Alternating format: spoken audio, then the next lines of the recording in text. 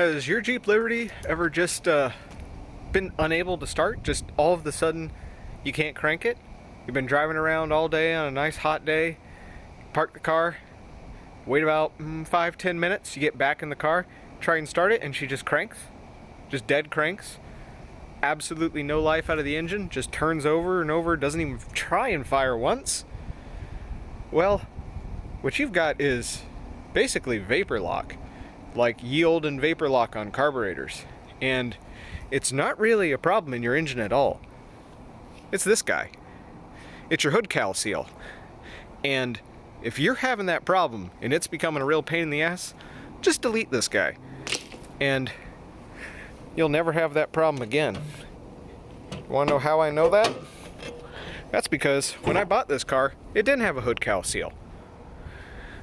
And I never had a single issue with this thing hard starting in hot weather after it's up to temp and you park it and then you try and start it 5 to 10 minutes later.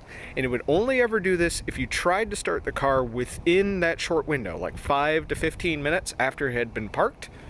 And that's because I went to a junkyard and I found a hood cowl seal and I stuck it in my car because I was sick and tired of leaves doing this and getting down in my engine bay.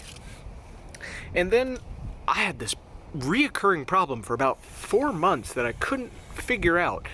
And it was essentially all the fuel in my fuel rail was vaporizing.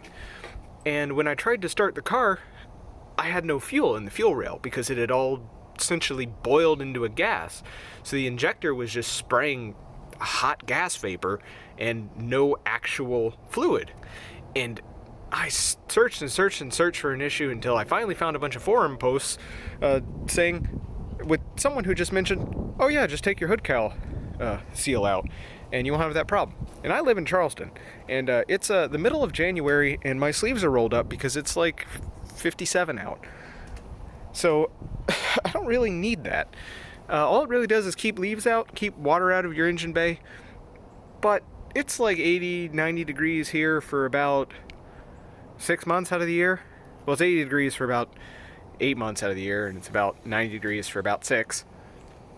So if you too live in a hot climate and your Jeep Liberty or whatever other thing you have a 3.7 liter V6 in, one of the PowerTechs, check your hood cowl seal.